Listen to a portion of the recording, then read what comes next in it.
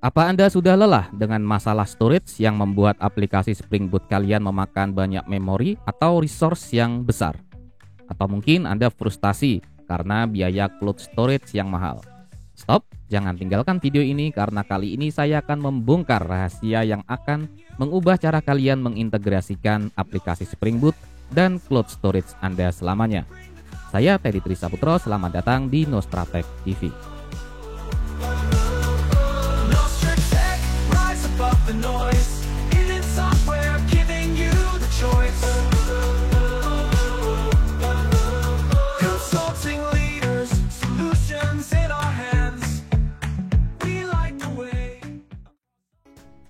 Oke, sebelumnya saya akan bahas terlebih dahulu apa itu Minio.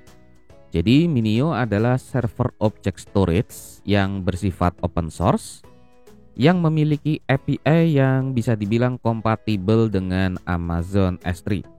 Sehingga jika sebelumnya program yang Anda buat itu menggunakan Amazon S3 sebagai object storage-nya, maka dengan mudah Anda dapat berpindah ke Minio.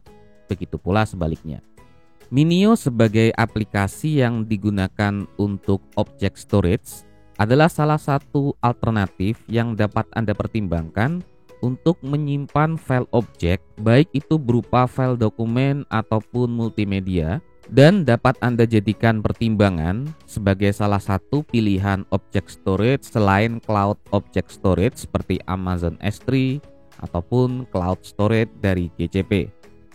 Biasanya use case seperti ini dapat digunakan jika perusahaan atau organisasi di mana Anda bekerja sudah memiliki infrastruktur server on-premise sendiri dan karena alasan regulasi tidak boleh menggunakan layanan cloud public seperti AWS ataupun GCP.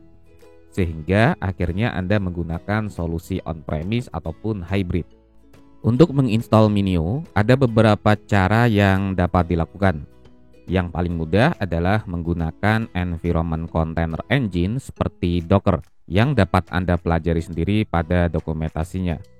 Di sini Anda dapat menjalankannya menggunakan script Docker run diikuti dengan port yang ingin dipublish dan juga nama dari kontainernya. Kemudian untuk volumenya dapat Anda atur, lalu environment variabelnya. Oke, misalnya di sini katakanlah saya sudah menjalankan Minio menggunakan environment container dan pada konsolnya Anda dapat login menggunakan username dan password yang telah Anda atur.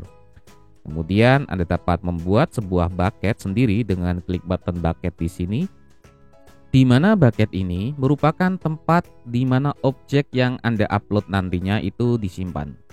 Jadi konsepnya sama persis dengan Amazon S3. Begitu pula jika Anda memiliki aplikasi yang akan terhubung ke Minio, Anda perlu mengatur akses key-nya sebagai kredensial yang diperlukan. Oke, sekarang misalnya saya ingin menyimpan atau mengupload file menggunakan Minio.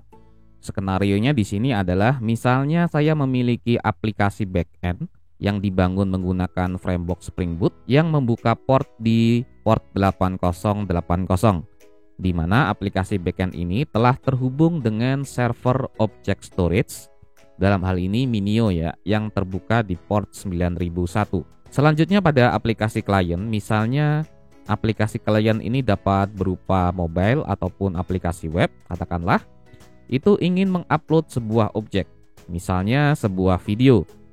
Maka Anda harus terhubung ke aplikasi backend terlebih dahulu sehingga klien dapat mengupload video yang diinginkan, kemudian aplikasi backend lah yang bertugas menguploadnya ke Minio. Jadi agar aplikasi backend yang Anda bangun ini terhubung ke Minio, maka diperlukan apa yang disebut sebagai Minio client, di mana untuk keperluan tersebut Anda perlu mendeklarasikan dependensinya terlebih dahulu. Di mana dalam konteks code yang sedang saya kerjakan ini, saya memasukkan dependensi dengan grup ID io.minio dan artifak ID-nya adalah Minio.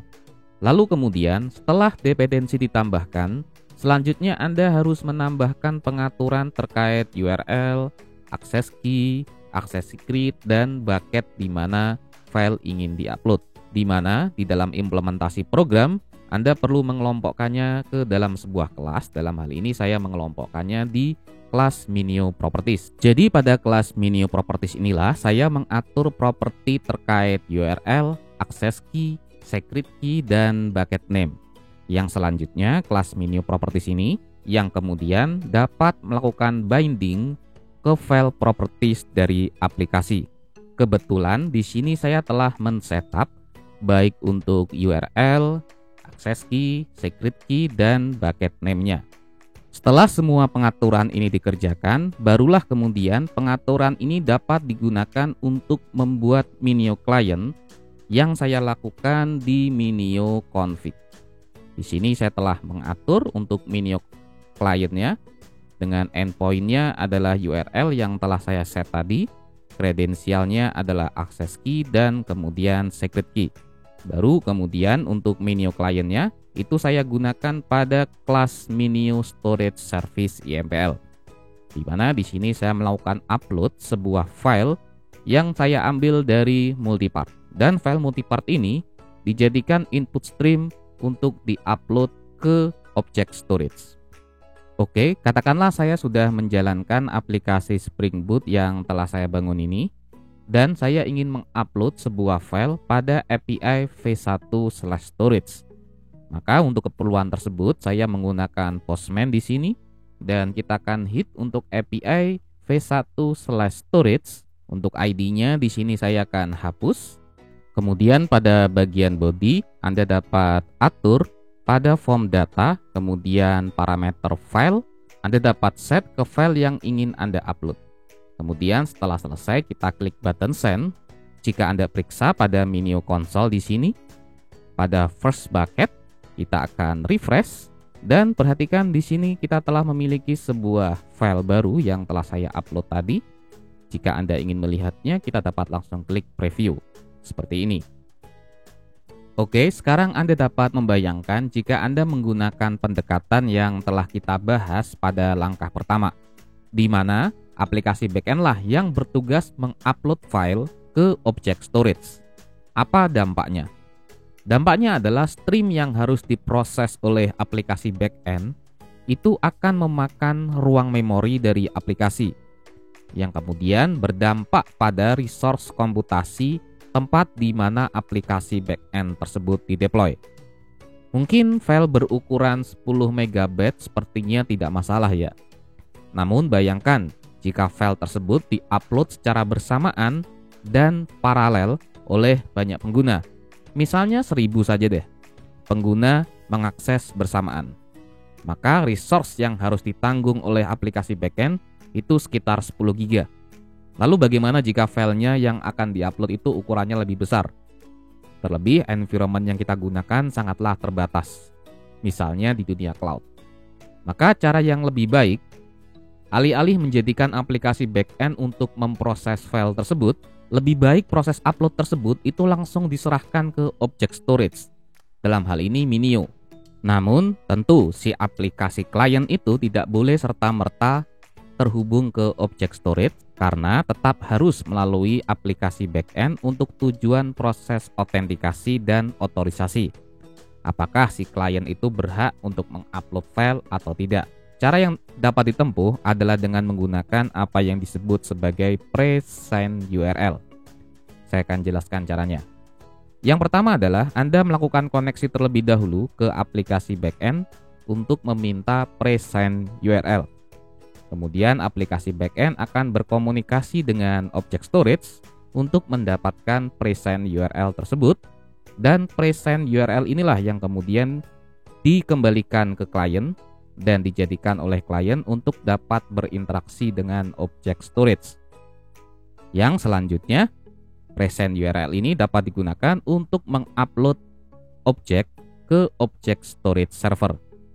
Sehingga dengan pendekatan ini kita dapat menghindarkan aplikasi backend dari terbebani resource yang besar, karena bebannya itu langsung dialihkan ke object storage service. Di sini pada source code, saya sudah mengimplementasikan mekanisme presend URL tersebut pada metode generate presend URL dengan menggunakan kelas yang bernama getPresendObjectURLArgs yang kemudian dengan menggunakan Minio Client kita dapat mengenerate URL-nya. Sekarang kita akan langsung saja coba hit API-nya untuk meminta present URL, di mana di sini saya sudah menggunakan argumen parameter. Untuk query paramnya adalah diisi dengan nama file dari video yang akan diupload. Oke, kita akan langsung saja coba hit. Dan sebagaimana yang Anda lihat, di sini kita mendapatkan sebuah file URL yang merupakan present URL. Present URL inilah yang kemudian dapat kita gunakan untuk mengupload video. Maka untuk keperluan tersebut saya akan copy saja. Kemudian saya pindahkan ke sebuah request baru. Dan selanjutnya Anda dapat menambahkan pada bagian body di sini binary, dan selanjutnya Anda arahkan ke file yang ingin Anda upload. Yang perlu Anda perhatikan di sini untuk nama filenya itu harus sama ya dengan yang Anda create pada langkah sebelumnya. Jangan lupa untuk HTTP metodenya Anda perlu atur pada posisi put, kemudian baru kita send. Oke, sekarang proses uploadnya sudah berhasil, dan jika kita periksa pada Minio Console, kita akan coba refresh, dan sebagaimana yang Anda lihat di sini untuk present videonya sudah berhasil diupload. Jadi dari sini kita telah berhasil men-setup Minio dan mengintegrasikan Minio ke project Spring Boot yang sedang kita kerjakan. Lalu selanjutnya kita juga dapat menggunakan best practice di dalam menggunakan present URL agar file yang diupload itu tidak membebani server backend. Demikian dari saya, semoga bermanfaat. Saya Ferry Trisaputro. Sampai jumpa lagi di dalam episode mendatang. Wassalamualaikum warahmatullahi wabarakatuh.